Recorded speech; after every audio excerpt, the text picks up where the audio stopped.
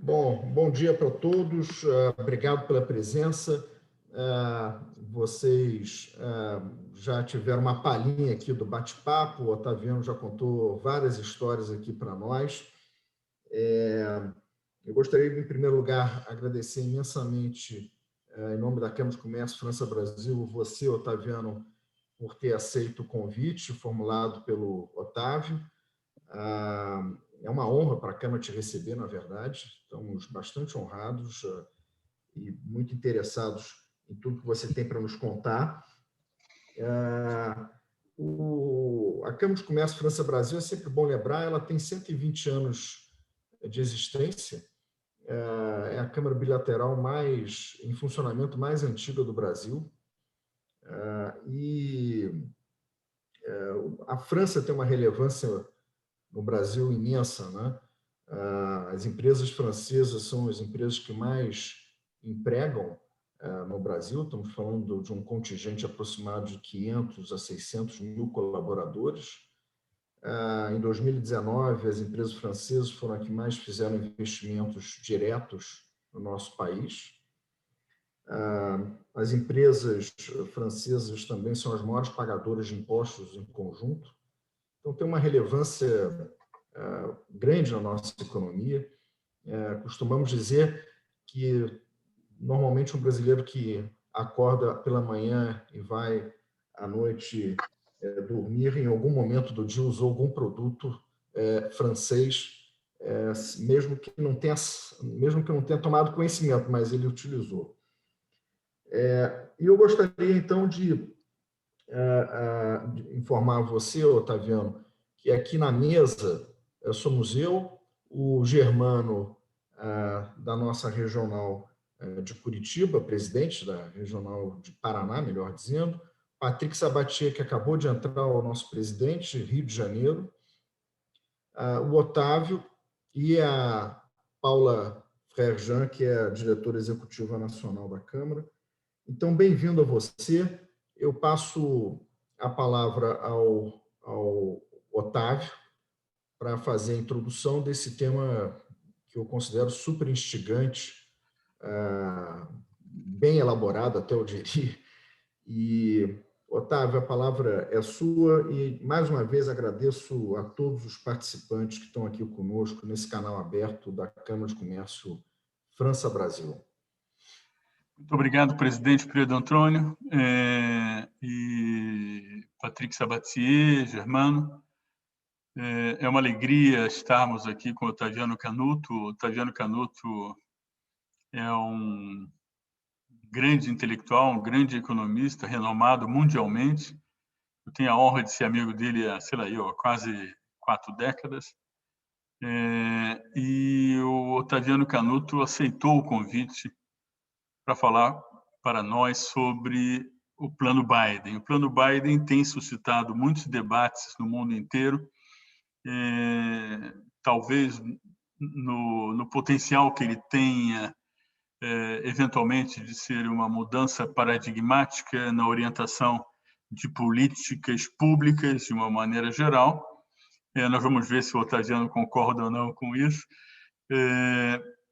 Então, eu acho que é um tema que interessa a todos os países em desenvolvimento, e ao Brasil em particular, do ponto de vista do dinamismo da economia americana, como isso pode repercutir nos países em desenvolvimento como o Brasil, e também do ponto de vista de sinalização de uma nova política tributária que vai ser aplicada nos Estados Unidos, e também algum entendimento que hoje existe na direção de convergência com que se pratica em outros países maduros, particularmente na Europa. Mas isso nós vamos ouvir do Otaviano Canuto. Eu queria apresentar o Otaviano. Ele é membro sênior do Policy Center of New South, membro também sênior do Brookings Institute, professor da Columbia University, professor da George Washington University. Ele foi vice-presidente e diretor executivo do Banco Mundial durante muitos anos. Ele vive em Washington há cerca de 20 anos. Foi diretor executivo do Fundo Monetário Internacional. e foi vice-presidente do BID, do Banco Interamericano de Desenvolvimento, além de algumas funções públicas aqui no Brasil, como secretário de Assuntos Internacionais do Ministério da Fazenda, professor da USP e professor também da Unicamp, no passado longínquo já. Então, Otaviano, gostaria de passar a palavra sugerindo que você, durante cerca de 20 minutos, faça uma exposição, um pouco mais, talvez, para que nós possamos interagir com você com perguntas daqui de São Paulo, do Rio, do Paraná e de outras regiões. A palavra é sua, Otaviano. Perfeito. Muito obrigado, Octávio. Muito obrigado, Pedro. E obrigado a vocês por me ter aqui. Isso vai ser um prazer. Vou tentar ser mais breve do que os 20 minutos, Octávio, porque é para poder a gente ter um pouquinho de tempo, de fato, para discutir. A palavra mudança paradigmática em relação ao que está acontecendo é muito catchy, ela de fato, muito atraente. Eu preferiria dizer que nós assistimos um rebalanceamento no equilíbrio de forças dentro dos Estados Unidos que vão permitir esse reequilíbrio, uma reorientação na política econômica que terá, como você disse, muitas consequências. Deixa eu começar pelo seguinte. Já nos meus anos de Fundo Monetário e de Banco Mundial, já de muito tempo havia uma visão predominante de que política fiscal estava sendo subutilizada tanto nos Estados Unidos quanto na Europa, na zona do euro como um todo, depois da crise financeira global. Essa é uma opinião, digamos assim, que emanava dos documentos, da leitura, da análise. Um papel importante sobre isso teve o economista Olivier Blanchard, enquanto ele foi economista-chefe do Fundo Monetário Internacional, de quem eu sou fã, acho macroeconomista que eu sigo de carteirinha. E o Fundo Monetário insistia muito nessa tecla, com todos os cuidados por conta da reação contrária alemã, mas eu vi muitas vezes discussões no board de como a zona do euro estava não utilizando o espaço que tinha para, eu falo Alemanha e os países do norte, para usar a política fiscal como reforço do desempenho macro da região do euro, inclusive durante a crise da zona do euro. Inclusive, no momento em que a crise se manifesta em Portugal, Grécia, Espanha, Irlanda e depois Itália, claramente o teor da política fiscal da zona como um todo poderia ter sido mais explorado. Isso teria facilitado, evidentemente, um ajuste menos recessivo dos países da periferia. Mas a obsessão alemã com o rigor e a preservação do ajuste fiscal, o meu colega diretor executivo alemão, lá no board, ficava dizendo que a contribuição da Alemanha para a saúde e a estabilidade da zona do euro era manter a disciplina fiscal.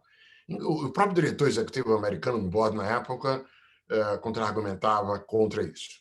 Pois bem, isso é uma história conhecida, a gente sabe.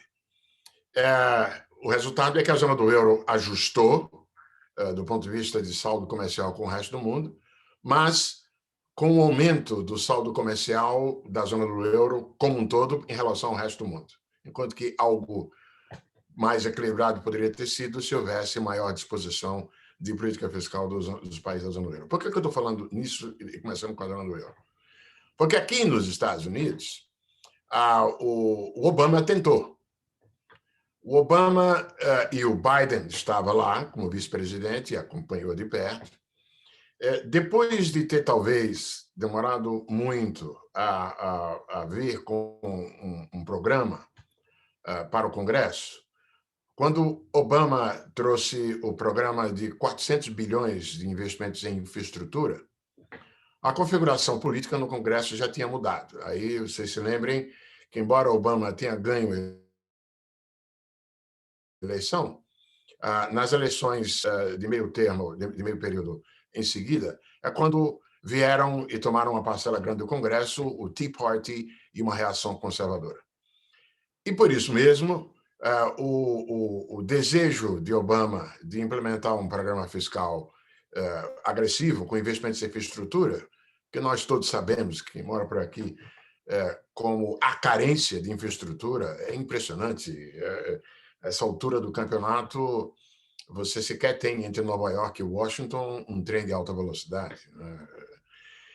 E para não mencionar as pontes e 1000 outros investimentos pelo país que estão carentes e inclusive afetando produtividade e assim por diante. Pois bem, Obama traz isso ao Congresso e ao invés de ter o pacote aprovado, o Obama foi obrigado a conviver com o precipício fiscal durante o resto do seu período. O tempo inteiro o Congresso não deixando o orçamento ser além daquilo que seria, digamos assim, o mínimo para manter. E não utilizando, portanto, um espaço fiscal, porque, evidentemente, o emissor da moeda, num mundo em que existe uma demanda acrescida por ativos considerados seguros, que são os títulos do Tesouro norte-americano, há um enorme espaço para que a dívida pública americana aumente, que o país possa incorrer em déficits fiscais mais avolumados, sem que isso, digamos assim, comprometa a situação de juros e a própria natureza da recuperação nos Estados Unidos. Quer dizer, é um espaço subutilizado, tanto na Europa quanto aqui nos Estados Unidos. Então, acontece, Biden ganha a eleição e tem um resultado na Geórgia, que muda a configuração, o equilíbrio de votos no Senado, né? Não é isso não é o resultado das eleições, não quer dizer que tudo que o Biden queira fazer, ele consegue fazer. Haverá provavelmente ainda uma resistência conservadora, inclusive dentro do Partido Democrata, para algumas coisas que o Biden queira fazer, principalmente na área de mudança climática. Mas a conjunção de estrelas foi tal que o Biden, sabiamente, bom, é agora ou nunca, vou aproveitar agora. E por isso que ele vem com um programa ambicioso, não apenas agora para ajudar na recuperação, para acentuar ainda mais a recuperação da crise econômica acompanhada da pandemia, mas também com um programa de infraestrutura a ser implementado em 8 anos e que vai ser desdobrado nos próximos 8 anos. Veja, o desejo de usar espaço fiscal não é único do Biden. A gente sabe que, inclusive, em momentos no passado, os republicanos foram justamente aqueles que mais levaram a situações de déficit na história recente dos Estados Unidos, desde a era Reagan. Há uma correlação impressionante entre déficits fiscais norte-americanos e republicanos no poder. E o Trump fez a sua maneira. Só que a opção, tanto na época do Reagan como na época como com Trump, foi por redução de impostos, né? Não foi programas ativos no lado do gasto público.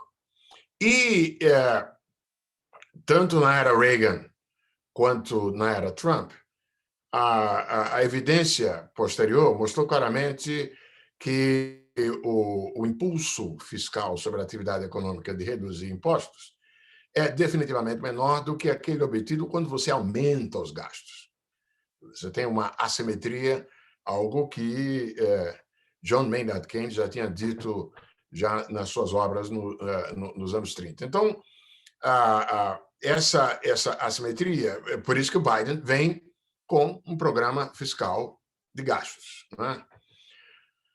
Ao mesmo tempo, a configuração de estrelas é tal que também no lado do Federal Reserve Bank, no lado do Banco Central, já se havia feito uma mudança no regime do ano passado que vai ajudar, que vai permitir, vai dar margem de manobra para a implementação do plano Biden. E deixa eu dizer uma coisa. Eu falei de Fundo Monetário Internacional já mencionando há muito tempo a subutilização da política fiscal, mas também os banqueiros centrais, também Jeremy Powell, também, antes de Jeremy Powell, a Janet Yellen, que agora é secretária do Tesouro. Na Europa, Mário Draghi, mais timidamente, mas Lagarde, Madame Lagarde fala isso o tempo inteiro, que a política monetária não convencional, frouxa, que está sendo utilizada desde a crise financeira global, ela deu o que tinha que dar em termos de estímulo. Ela não consegue sozinha ser suficiente para dar um impulso. É impressionante, e eu cito o Larry Summers nisso, quando o Larry Summers, perguntado sobre a hipótese dele de que a economia americana estaria se defrontando com uma estagnação secular, com uma dificuldade subjacente de crescer, aí alguém, uma vez no debate, eu vi, eu estava presente, o Larry Summers, perguntaram ao Larry Summers, mas escuta, a economia americana está há quase 10 anos sem ter nenhuma recessão. Como é que, então, que estagnação secular é essa? Aí o Larry Summers responde, olha, primeiro, são 10 anos sem recessão, mas a taxa de crescimento da economia americana está muito abaixo daquela média das décadas anteriores. Segundo, imagine como é que teria sido se não tivesse aí essa política monetária não convencional nessa escala, o que é uma evidência de que as coisas não estavam ruins, não são ruins, porque a política monetária estava lá. Mas a política monetária tem os seus limites. Então, tem uma configuração de visões, tanto do lado de banqueiros, de bancos centrais, quanto do lado de instituições multilaterais, de subutilização da política fiscal. O histórico também ajudou, porque, de fato, vejam, são 10 anos em que, por mais estimulante que seja a política monetária, a inflação não chega a 2%. Tem vários fatores subjacentes, várias hipóteses sobre isso, choques positivos de preços vindo da Ásia por conta da globalização, perda de poder de barganha de trabalhadores desde o desmonte das estruturas sindicais, tem também tem vários fatores que podem explicar, mas o fato é que a taxa de inflação ficou sistematicamente abaixo de 2%, desapareceu a chamada curva Phillips. Pois bem, em meados do ano passado, então, o Jeremy Powell traz, ele e os membros do FONC, a mudança no regime monetário americano, que passou a ter, ao invés de ter os 2% como uma espécie de teto, ou seja, toda vez que a inflação se aproxime dos 2%, o Federal Reserve Bank é obrigado, é chamado a apertar as condições monetárias para impedir que a inflação chegue nos 2%. Agora, os 2% são a média. Se é para ser uma média, não é? Isso significa dizer que é perfeitamente compatível que a taxa de inflação fique algum tempo acima dos 2%. Quer dizer, média significa dizer que tem tempo acima, tem tempo abaixo. Não é? E isso encaixa muito bem, porque o grande temor, e eu estou caminhando para o final desses meus comentários iniciais, o grande temor em relação à magnitude do pacote fiscal, e o próprio Larry Summers tornou-se um crítico da magnitude do primeiro pacote, mas eu quero dizer algo sobre isso, é o risco de que tenha sido demais, não é? É sempre o risco, é sempre a percepção, é uma percepção, obviamente, forte no lado dos conservadores, daqueles céticos quanto ao manejo de demanda agregada, mas, digamos assim, como bem respondeu Janet Yellen, agora secretária do Tesouro, e de maneira bem consistente quanto ao que ela dizia quando estava lá no FED, a Janet Yellen disse, sim, existem riscos tanto do lado de fazer demais, quanto do lado de fazer de menos. Mas, como ela diz, os custos, as consequências de fazer de menos são piores do que as consequências de fazer demais. Então, nesse sentido, a expectativa é que se a taxa de inflação já está subindo, posso dizer isso, os indicadores antecedentes estão mostrando uma aceleração muito forte da atividade econômica aqui nos Estados Unidos, em decorrência do avanço forte na vacinação, claro, e, naturalmente, portanto, a recuperação está forte. Mas o fato é que nós vamos ter, aqui na economia americana, de fato, o Fundo Monetário Internacional já incorporou no forecast, na previsão de crescimento da economia americana esse ano, o pacote fiscal do Biden, e é por isso que o Fundo Monetário veio, 2 semanas atrás, 1 semana, 2 semanas, veio com um forecast da economia americana crescendo o PIB 6,4% esse ano, botando o PIB americano de volta aonde estava em 2019, o que é extremamente raro no mundo, já no terceiro trimestre desse ano. Então, de fato, há a possibilidade, há o risco de que a inflação, de que o excesso de demanda seja tal, que leve a inflação um pouco acima dos 2%. Tem uma discrepância aí entre o que acham os membros do Comitê de Política Monetária do Fed, mesmo os mais hawkish do Comitê de Política Monetária do Fed, eles só preveem, na última reunião, só fizeram um forecast da inflação chegando a 2% no ano que vem, e necessidade de subir, de apertar condições monetárias só no ano que vem, mesmo os hawkish dentro da configuração do Federal Reserve Bank. Enquanto que o mercado tem, pelo menos parte do mercado, tem aumentado as taxas de juros de 10 anos, meio que antecipando, tendo uma visão mais pessimista quanto ao ritmo de aumento quanto à elevação da inflação nos Estados Unidos. A ver, existe uma controvérsia grande se o que os taxas de juros estão mostrando não é mais um aumento do prêmio de risco em relação à inflação, do que um aumento mesmo da expectativa de inflação. Mas o fato é que, o Federal Reserve Bank preferiu optar por cruzar os braços e esperar que justamente esses taxas de 10 anos acabe se convencendo de que o overshooting de inflação não vai ser tão elevado. Essa configuração tem, evidentemente, implicações para a Europa, porque, claramente, política fiscal continua sendo subutilizada como reforço da recuperação na Europa. Né? 2 últimos pontos. Por que a Janet Yellen passa a se referir a um movimento global de elevação de impostos corporativos? Escute, mais uma vez, esse é um dos temas que já tem sido mencionado, discutido em instituições multilaterais. Escute, não preciso contar para vocês como a atual configuração de impostos corporativos ela tende a embutir um incentivo muito forte a guerras fiscais. Aliás, isso vale para todos. Vale para Macron, tá certo? Valeu para o Trump, que responde com a queda de impostos corporativos.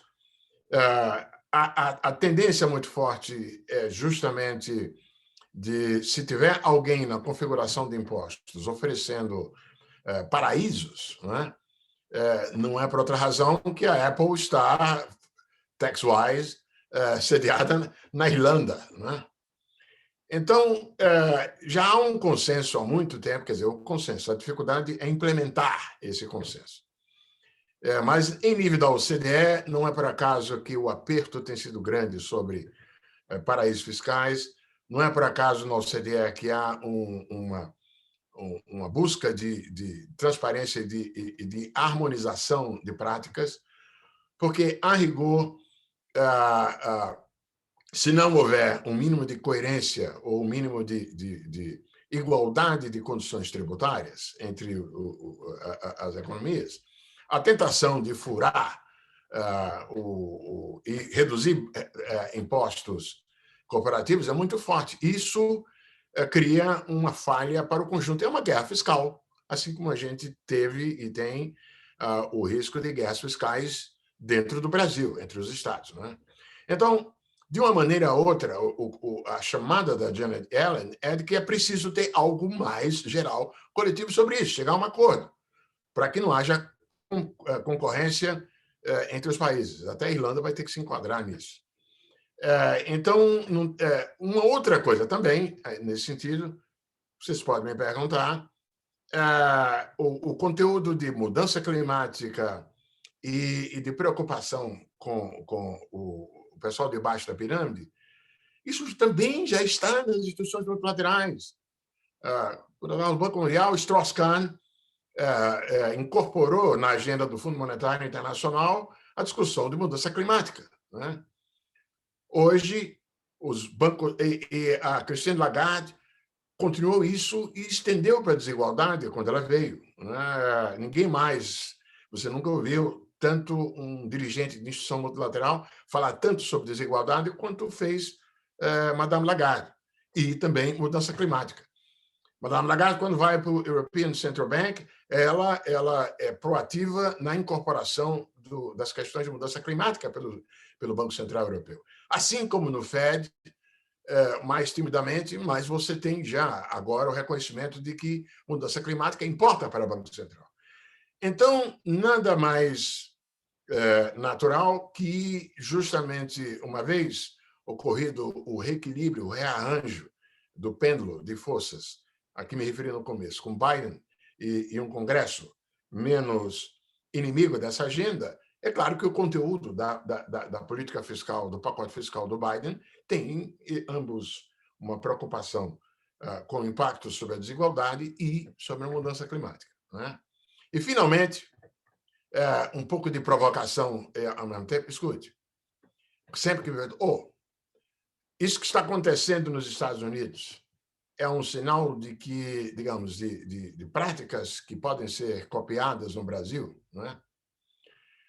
Eu me referiria a nosso Fernando Henrique Cardoso, um livro que ele escreveu há 40 anos, citando Simone Schwartzman,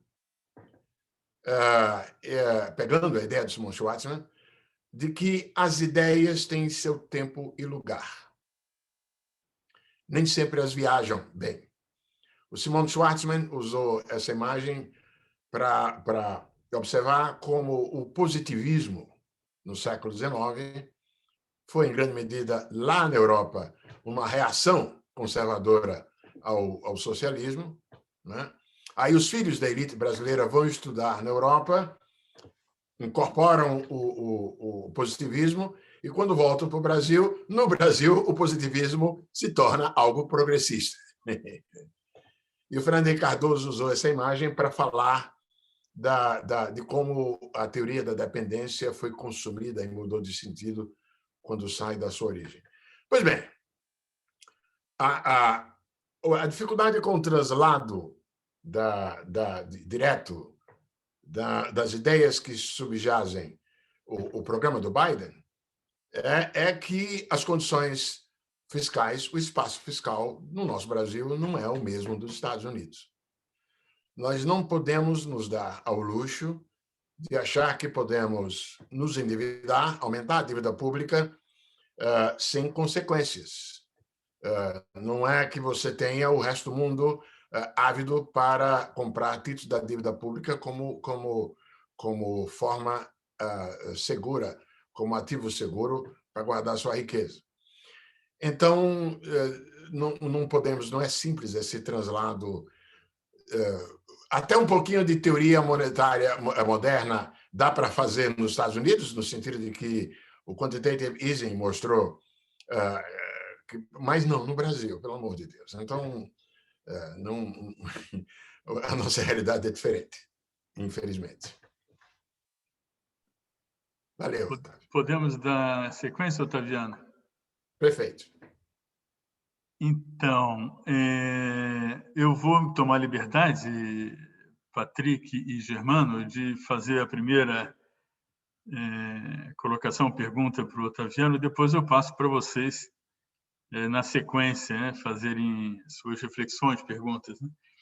Otaviano, eu percebo na sua fala o tempo todo em relação ao plano Biden como tivesse subjacente a ideia nada de novo, tudo é velho, isso aí não passa de uma política fiscal nova, isso uma oportunidade de fazer uma política fiscal, havia um espaço, e o Biden está aproveitando e as coisas se encerram nesse contexto. Contudo, eu pessoalmente tenho uma forte intuição de que é sim verdade tudo que você falou, claro, mas há também algumas transformações em curso no mundo, há uma mudança atitudinal global em relação, claro, potencializada pela pandemia, tudo isso acentuou a percepção de que os países devem se voltar mais para dentro, há uma certa, por falta de outra palavra, uma certa desglobalização, políticas de incentivo dos países fazerem políticas industriais, políticas de desenvolvimento, isso aí é um fenômeno, é uma guinada. Isso não é conjuntural, isso é uma mudança que me sugere, me corrija se eu estiver falando alguma coisa errada, que muito possivelmente nos próximos 10, 20 anos, nós vamos ter mais peso do Estado nas economias, em todas as economias, particularmente nas economias maduras. Né? Claro que eu concordo com você que países em desenvolvimento como o Brasil têm outros desafios, talvez até maiores, mas as condições para viabilizar políticas desse tipo não estão tão asseguradas. Então, essa doutrina Yellen, combinada com essa Bidenomics, talvez esteja sinalizando realmente uma mudança, pelo menos duradoura, né? Então, eu queria que você me contestasse se eu estou exagerando. Na verdade, eu vejo muitos autores falando que isso pode ser. Ontem eu vi um artigo do Danny Roderick dizendo: olha, é uma oportunidade de olhar para o futuro, não para voltar para o passado, mas olhar para o futuro. Vários autores sugerindo que tem aí uma chance de uma mudança. Então, eu passo para você me contestar, e depois Patrick Sabatier e Germano vão formular perguntas. Tá, Otávio, não posso contestar você inteiramente, por razão simples. Como eu mesmo escrevi em alguns lugares, a pandemia ela não está mudando a história, mas ela está acelerando algumas das tendências que estavam em curso. E a pandemia vai deixar consequências, está já deixando consequências, que vão reforçar justamente algumas coisas, como você bem disse, a questão do Estado. Veja, a pandemia vai deixar, primeiro, a pandemia vai deixar uma dívida pública maior em todos os cantos do mundo. O que, em algum momento na estrada, vai exigir uma reconfiguração de receitas do setor público.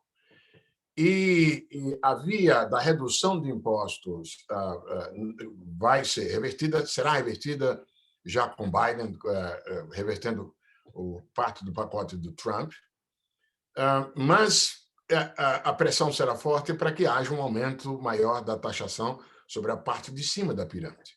Acho que as condições nunca estiveram tão maduras para se tentar justamente fazer isso. E daí faz sentido o que a Janet Yellen está pedindo, porque você só vai conseguir aumentar impostos sobre a parte de cima da pirâmide se você tiver essa sintonia esse mínimo de não contraditoriedade entre os sistemas corporativos. Essa é uma consequência. A digitalização, você que sempre escreveu também e sabe sobre isso muito bem, e essa que você mencionou, que é um reforço de uma tendência que já estava lá, de reversão parcial da globalização. A guerra comercial Estados Unidos-China, na era Trump, já é um sintoma disso.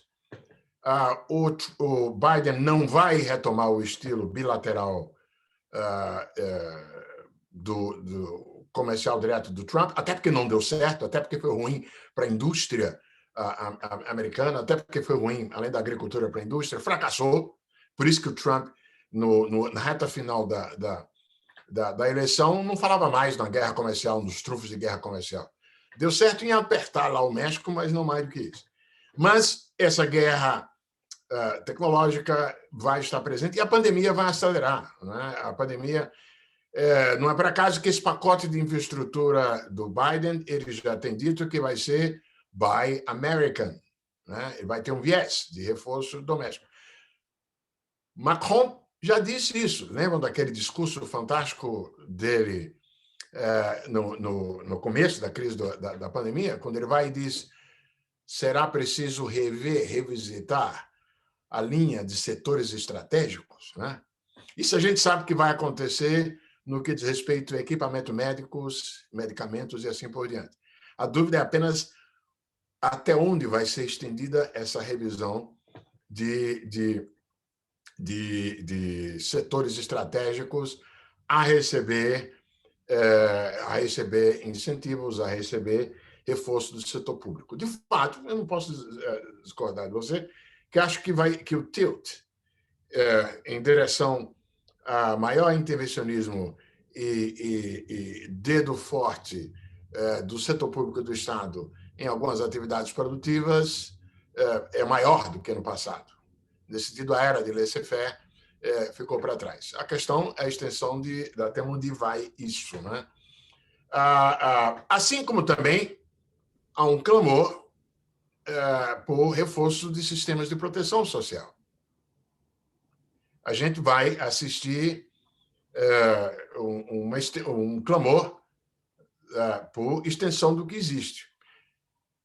É um absurdo que um país como os Estados Unidos você não tem universalidade no acesso ao sistema de saúde, né? O Obama tentou a sua maneira com o Obamacare, mas não funcionou adequadamente. Mas algo vai ter que ser feito com isso. Acho que down the road, o governo Biden ou os outros vão vir com alguma ideia. Os sistemas de transferência de renda, você não vai conseguir botar o coelho de volta na cartola inteiramente. Eu quero crer que em todos os lugares, nem no Brasil com Bolsonaro, nós não vamos voltar a ter simplesmente Bolsa Família, né? Com o universo anterior. Ou seja, tem de fato uma herança da pandemia que será, até por conta da desigualdade no processo de apropriação dos resultados do progresso econômico nas últimas 3 décadas, em direção ao reforço social. Nesse sentido, tem essa mudança. A única coisa que não pode ser dita é que, em toda e qualquer circunstância, a necessidade de observar a disciplina fiscal foi abolida. Tá bom. Obrigado, Otaviano. Eu passo a palavra para o Patrick Sabatier para formular a sua reflexão ou pergunta. Boa tarde, Octávio. Parabéns pelo evento. Otaviano, realmente um debate muito interessante, com certeza que trata não somente de uma visão econômica, mas de uma verdadeira mudança de paradigma, e você tocou muito bem o assunto do esgotamento de um certo modelo social e de um certo modelo também ambiental. Então, acho que é realmente uma fala bastante completa e super interessante. E eu gostaria de fazer 3 pequenas perguntas, vamos dizer, mas através disso, talvez uma reflexão mais global. Como você está vendo Europa dentro desse caminho? De novo, você sabe, você fazia menção ao presidente Macron, e que fala nos últimos tempos, qualquer seja o custo, para dizer que nesse momento de crise temos que mudar o paradigma e a visão. Mas aqui, como você está vendo esse jogo europeu, e você falou muito bem da posição muito mais conservadora historicamente da Alemanha e da evolução do Banco Central Europeu. E segundo elemento, no Brasil, se você vê e qual é a capacidade, porque na verdade a questão ambiental existe, a questão social existe, e aqui minha pergunta sobre o Brasil é, finalmente, se o assunto não é um verdadeiro assunto, não tanto de aumentar os déficits, porque já estamos muito bem posicionados a respeito, mas da qualidade da despesa. E aqui você falou muito de investimento, e eu acho que podemos reconhecer que o investimento público no Brasil não é o mais qualitativo. Então, como você está vendo esse assunto dentro de nossa realidade Brasil? E talvez, se você tem tempo, você fala um pouco da China. E a China hoje, falamos dos grandes players internacionais, Estados Unidos, Europa, e como você está vendo a China frente a esse momento. Obrigado e parabéns pela fala. Eu só peço ao Otaviano que, como nós só temos no máximo mais meia hora e tem outras perguntas, se você puder... Eu mais curto possível. Essa é a minha propensão. Patrick, no caso da Europa, um sinal importante, um evento importante foi a emissão de bonds no ano passado. Em última instância, se nós olharmos para trás, a dificuldade com a crise da Grécia, Portugal, Itália e Irlanda, etc., eram as dúvidas do ponto de vista de credores sobre até onde a União, a zona do euro, tem ou não uma unidade fiscal minimamente conjunta capaz de cobrir. E os momentos de enfrentamento da crise da zona do euro, com as ameaças de saída, etc., e tal, que só foram, digamos, amainados quando Mário Draghi diz "we'll do whatever it takes", né? Mas ficou incompleto enquanto não se tinha a percepção, a hesitação dos países do norte e da Alemanha de compartilhar espaço fiscal, né? Foi importante a emissão do título conjunto. Agora sim você tem uma União Europeia, né?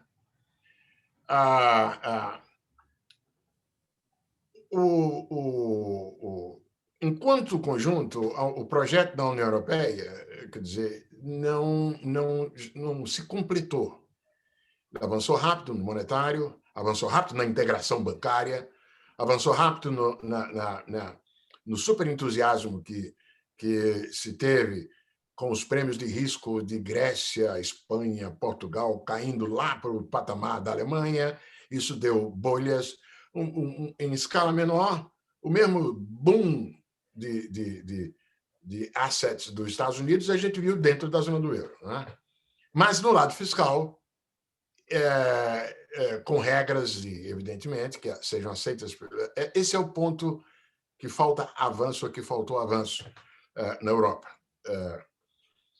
E, evidentemente, na ausência de mecanismos europeus fiscais, aí o que nós estamos falando de política fiscal depende das políticas fiscais nacionais. Continuamos todos dependendo de Alemanha e França assumindo uma atitude mais agressiva na política fiscal. Acho que, no caso da Europa, essa é a agenda importante a continuar, para que a gente possa ter uma expectativa muito grande de que a Europa acabe também assumindo algum tipo de postura proativa na política fiscal. né? Mas vai depender dos acertos, inclusive, com a Alemanha.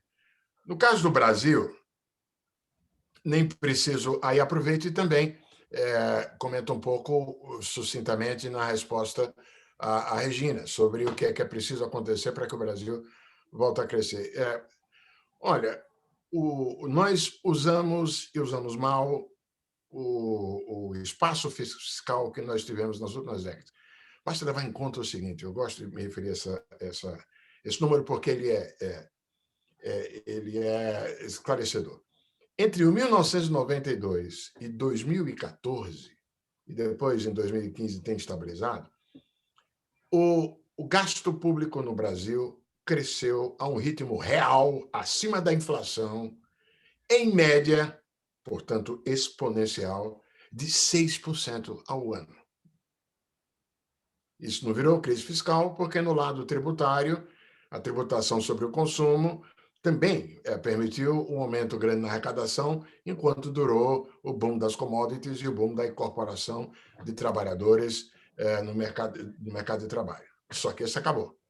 Pois bem, enquanto esse gasto público estava crescendo ano após ano a um ritmo médio de 6% ao ano em termos reais, e é por isso que o gasto público pula de 22% do PIB para 34%, isso enquanto o PIB estava crescendo pelo menos 4,5%. Depois, quando acaba o ciclo de commodities e o PIB cai, aí o buraco fica maior. Ao mesmo tempo em que, eu chego no que eu quero, os gastos com infraestrutura no Brasil ficaram em torno de 2,5% do PIB. Enquanto que o Banco Mundial, não muito tempo atrás, estimou que o Brasil precisa investir pelo menos 3% do PIB para manter a infraestrutura precária que tem. A prova de que a gente tem um problema com a qualidade do gasto está em que ele subiu, no ritmo que eu disse, enquanto que, por exemplo, o investimento em infraestrutura está aquém. Nós estamos comendo a nossa infraestrutura precária.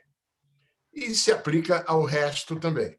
Então, a primeira coisa a ser feita é revisão da qualidade do gasto público brasileiro.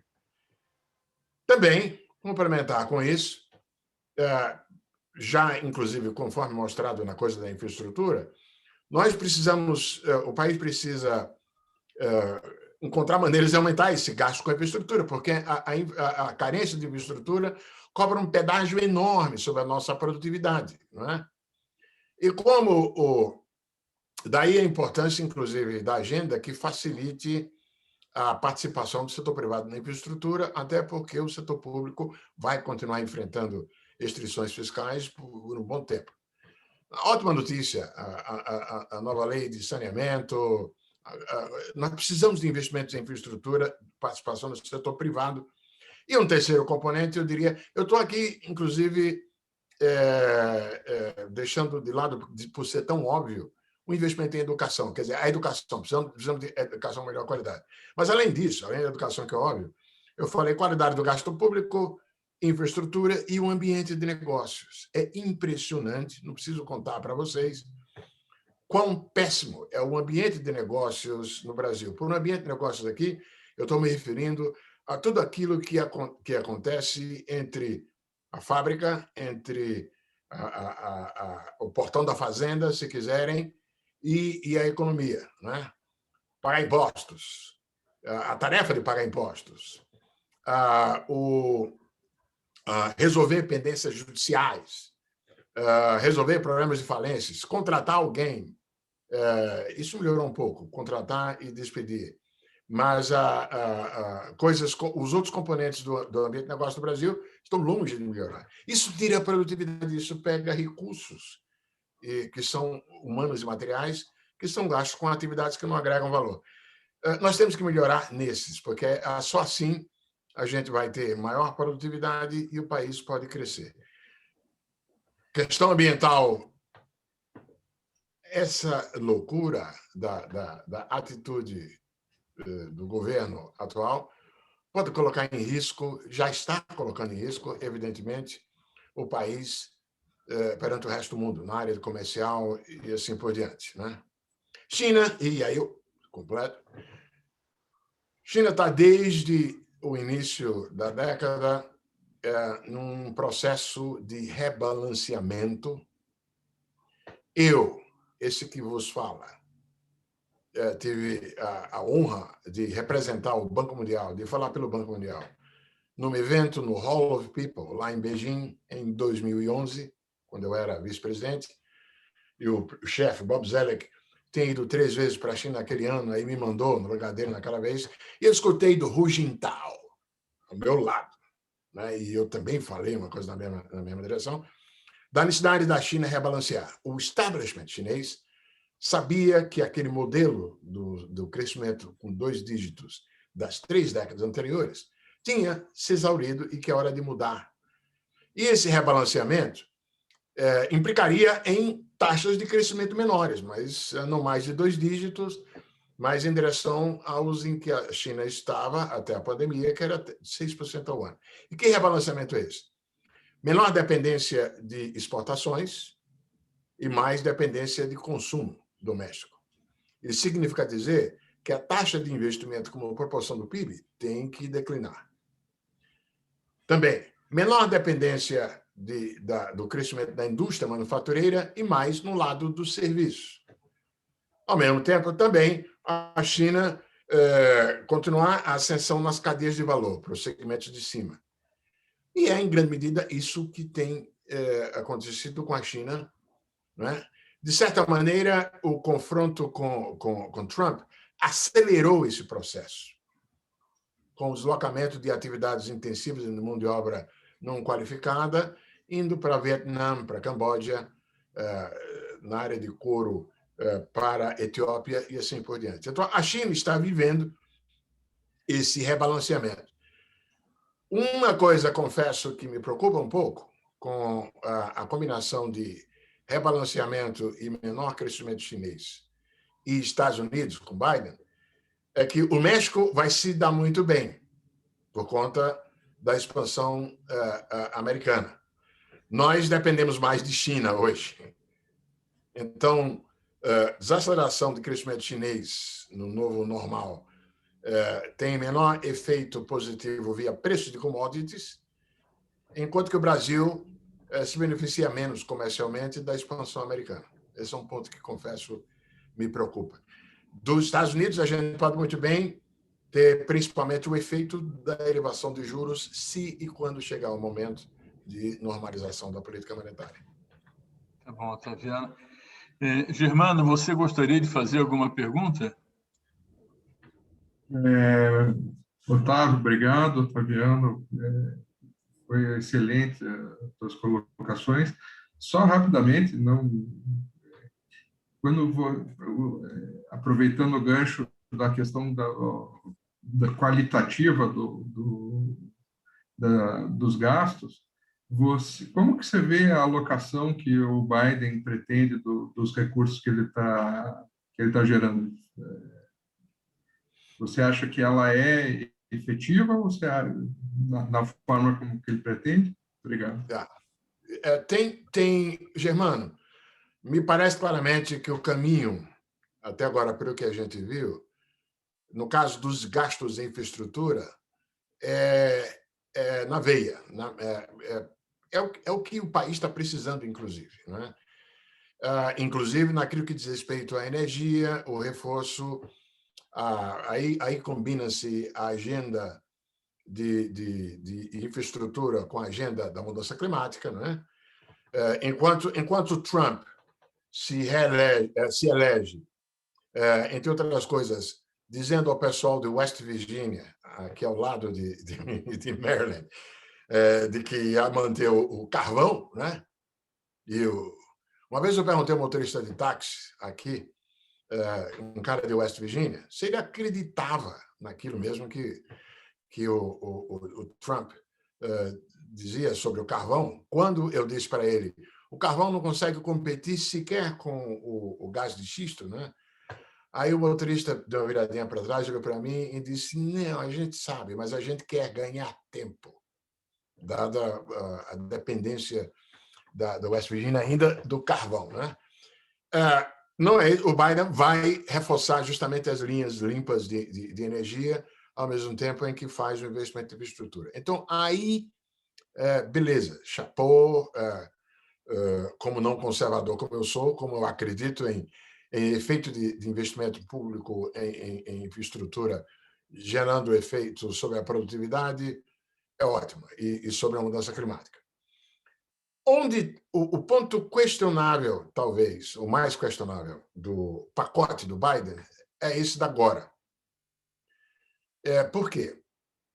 Esse pacote agora, 1,9 trilhão, ele tem um componente que é emergência, e aí isso é incontestável, dar dinheiro para subnacionais, para estados e counties, para poder implementar os programas de vacinação, aumento do seguro-desemprego, isso tudo aí é mais emergência e tudo bem. Mas o componente do 1,9 trilhão agora dos cheques, a repetição dos cheques que Trump deu no ano passado, esse é muito questionável e é a fonte principal da crítica feita por Larry Summers, o grande economista democrata que defendia esse tipo de pacote, não é? Porque pode ser too much. E de certa maneira, talvez o Biden tivesse reservado o espaço fiscal e o espaço político para aprovar esse pacote para o pacote em infraestrutura. Então, ao mesmo tempo, há quem ache, o Paul Krugman, por exemplo, acha que o grande efeito desses cheques vai ser simplesmente, não vai ser excesso de demanda agora, as pessoas vão acumular. Eu tenho um filho americano, mulher e filho já receberam cheques e vão poupar, eles não vão gastar. Então, pode ser que esse componente do pacote do Biden acabe sendo simplesmente transferência de poupança do setor público para as famílias. Então, esse é o componente questionável. Quanto à configuração do pacote do Biden, pelo que se pode depreender até aqui, é muito bom, é consistente, com os objetivos, inclusive, de contribuição dos Estados Unidos na agenda da mudança climática. Otaviano, não repare aqui, tem um sino tocando aqui. Então, nós temos aí algumas pessoas aqui perguntando. João Vitor, eu queria saber com o Renato se o João Vitor pode aparecer para formular diretamente a pergunta. Eu quero, vai lá. João Vitor, por favor, apareça sua imagem e formule a sua pergunta para o Otaviano. Uma parte já foi respondida, eu percebi. Você está no silencioso, João. Legal, obrigado, pessoal. Boa tarde, Otaviano. Muito obrigado aí pela explanação. A minha questão, ela é muito relacionada, e me desculpa pela falta de técnica, eu sou advogado, não sou economista, mas gera uma preocupação muito grande quando a gente faz uma análise do contexto macroeconômico global, da estrutura de dívida fiscal dos Estados Unidos em relação às cadeias produtivas e como isso impacta na economia brasileira. Então, eu fiz uma pergunta que eu vou tentar torná-la um pouco mais sintética, mas os gastos que são principalmente relacionados ao alto valor desses cheques que têm sido objeto dessa proposta de aumento pelo governo Biden, nas partes mais baixas da pirâmide da sociedade, ela gera uma demanda agregada que invariavelmente ela conduz a uma estrutura maior de dívida fiscal americana. Isso aí é pacífico. Sim. Mas segundo uma perspectiva globalizada da economia global, o risco de haver um sobreestímulo dessa economia americana e, decorrentemente, uma subida de juros que impacte negativamente o endividamento de grande parte das empresas, poderia ser agravada pelo efeito cambial das estruturas dessas empresas, de forma a gerar um resultado negativo nas políticas monetárias do Brasil e também das empresas que têm capitais e endividamento em moeda americana. Eu queria entender um pouco da tua experiência, de que forma que você entende que essas alterações elas podem impactar de fato essas empresas brasileiras e francesas. Otaviano, eu peço, nós temos só 10 minutos, então se você puder ser breve, porque ainda tem outra pergunta no pipeline aqui. Olha, numa nutshell, numa cápsula, tudo depende de se esse pacote fiscal, se o programa de investimento em infraestrutura, que se alongará por 8 anos, será uma coisa assim, one shot, de uma vez por toda. Não é um impulso permanente sobre o nível da atividade econômica. E também dependerá de como é que as expectativas do setor privado reagem a isso. Se eles acham que se trata de um salto temporário na taxa de inflação irreversível.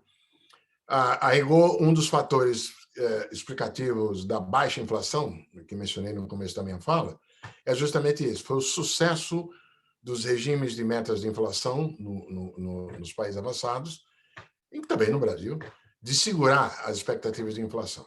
Então, tudo vai depender. Uma mudança de regime só vai acontecer se, de fato, acabar essa confiança do setor privado Do contrário, você pode ter muito bem uma subidinha para cima dos 2%, mas depois revertido. Agora, para nós, no Brasil, o que está em jogo, principalmente, como eu disse, como a economia brasileira é menos ligada comercialmente aos Estados Unidos do que hoje por exemplo, com a China, a nossa dependência em relação ao que se passa nos Estados Unidos é mais pela via financeira do que pela via real. Se, de fato, ocorrer um retorno a condições mais duras na área monetária e financeira, por conta de reversão parcial do quantitative easing e subida de juros nos Estados Unidos, isso vai ter um impacto sobre os custos de financiamento corporativo e financiamento externo brasileiro. Isso, sem sombra de dúvida. Vamos torcer para que isso não ocorra, né? E que o lado real, mais do que compense o impacto sobre o financeiro. Tá. Bom, é isso. Vamos lá, Otávio. Obrigado. Eu imagino que tenha muitas coisas ainda para refletirmos juntos. O nosso tempo é muito exíguo aqui. Geralmente, nossos encontros duram 1 hora. Hoje, nós vamos estender para 1h10, excepcionalmente. Eu quero crer que a Regina esteja satisfeita com a resposta. O Otaviano Canuto já mencionou. Também a pergunta do François Descamps, que se refere também em que medida, em algum momento, o Brasil vai poder implementar um caminho similar, né? François, você quer falar diretamente? Eu posso falar Sim, diretamente? Por favor. Muito obrigado pela exposição muito rica. Em resumo, a Europa e os Estados Unidos estão caminhando por uma política econômica um pouquinho mais dirigista, com o Estado sendo um pouquinho mais presente através de uma política fiscal e monetária. Quais são as chances do Brasil ter um caminho semelhante no futuro?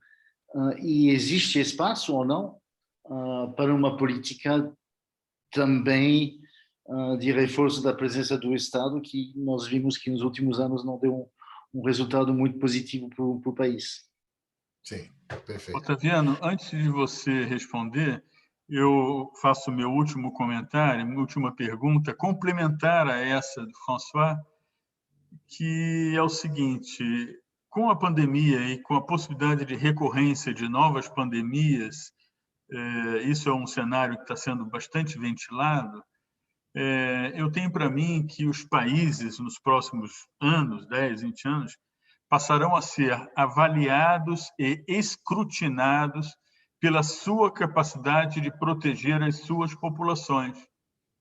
E isso nos remete à preocupação com o Brasil. Quer dizer, o Brasil será capaz, nesse contexto, de também implementar políticas de proteção social, nesse contexto fiscal desafiador? Perfeito. Eu diria, respondendo François e Otávio, que a resposta se dá em 2 níveis. De um lado, volume fiscal, não teremos espaço para o bem ou para o mal, durante um longo tempo. Nós ainda estamos no meio, na gestão de um ajuste gradual das contas públicas. O teto do gasto ele é um ajuste gradual que, nas condições de então, quando foi implementado, o Banco Mundial, por exemplo, usando o crescimento potencial do Brasil, estimava como uma espécie de ajuste de 0,5% pontos percentuais do PIB durante os 10 anos. Esse é um ajuste gradual. Onde há por se fazer é mudança na composição desse gasto. E os caminhos propostos pelo Banco Mundial são mais ou menos os que a reforma da Previdência, o prêmio de salários que o setor público tem em relação ao setor privado e rever a pletora de isenções fiscais. Agora, isso quer dizer timidez de papel do Estado? Não, porque o papel do Estado, o papel das políticas públicas não é simplesmente gasto, certo? Você tem justamente... e, nesse sentido, eu quero crer que, dentro dos limites do tamanho fiscal, vai haver uma reconfiguração de reforço nas redes de proteção social, por exemplo, na revisão de regras e eventualmente, até também de algum tipo de subsídio indireto. Mas não uma espécie de retorno àquele setor público avantajado e tão grande que tivemos no passado no nosso país. Isso não creio que esteja... Por mais que o Bolsonaro não tenha feito as privatizações que o Paulo Guedes prometeu, o fato é que a gente também não vai reverter para alguma coisa no passado. Então, haverá. E o Otávio apontou em uma das direções. O sucesso da Ásia, ou de boa parte da Ásia, não nas Filipinas, mas de Singapura, Coreia, como todos vocês conhecem, se deveu a, basicamente, o uso de tecnologia. Os testes e o traceamento com ação mais incisiva para isolar os focos. Né? Quando você não tem esse tipo de meio de ajudar a controlar a epidemia, aí você faz distanciamento horizontal, como tivemos mal feito, descoordenado, sem eficácia nos Estados Unidos ou aí no Brasil. Né? Então, a resposta, aliás, é evidente, isso é visível, como, em termos de soft power, a China já está usando isso. Né? O Japão também, mas Então, você tem toda a razão, esse é um tema que vai ficar conosco. O Brasil, inclusive, tem como ponto de partida um sistema de saúde pública que não é dos piores no mundo, pelo contrário, com a Universidade de Acesso, o SUS, que faz vacinação todo ano. O que nos atrapalhou, o que nos prejudicou, foi a negação, a demora na resposta por parte do governo federal, não apenas no que diz respeito em dois aspectos, e vou finalizar com isso.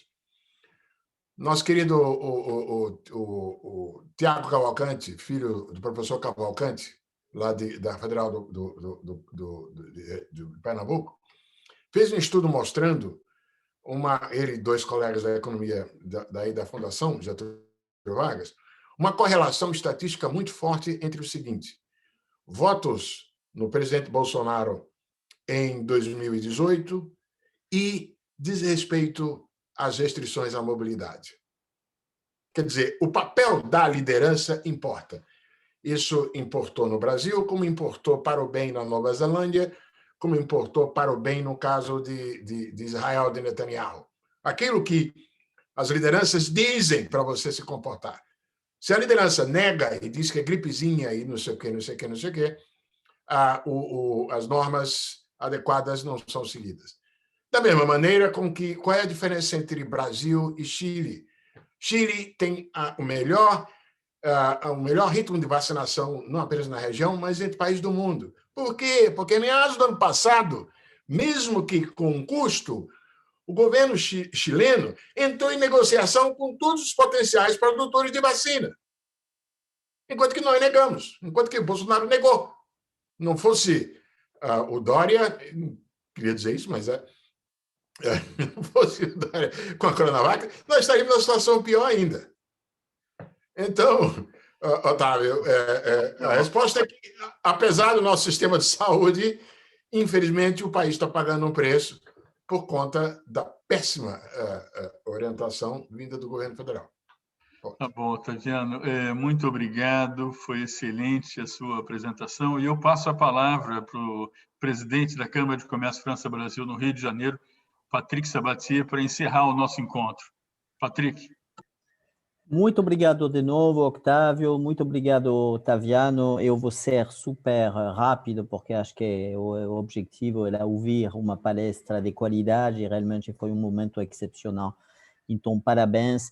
Eu fico realmente na cabeça que esse plano Biden, que vai ter impacto, que vai além dos Estados Unidos, e falamos muito disso, não sei ainda bem se uma forma de correção, uma forma de mudança mais profunda, e realmente se não é um modelo, uma verdadeira evolução do modelo econômico, social e ambiental. E acho que eu estou vendo isso de uma forma bastante positiva.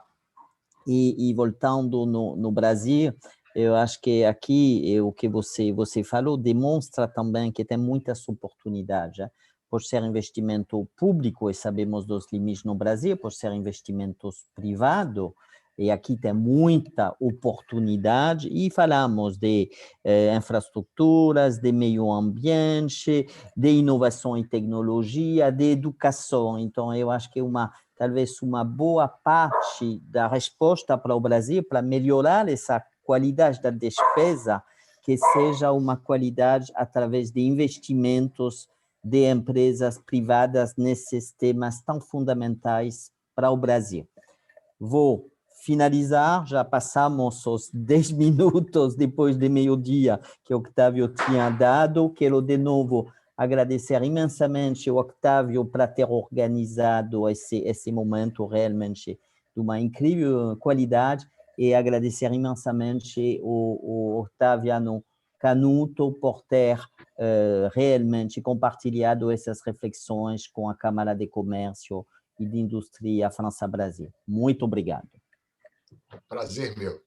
Obrigado, Otaviano. Muito obrigado, Patrick, Germana, e a todos que formularam. Paula, Frère Jean, merci aussi. Merci. Até o próximo encontro nosso. Obrigado. Obrigado. Obrigado a todos por terem participado. Obrigado pelo convite. Parabéns, Otaviano. Obrigado, Patrick. Obrigado.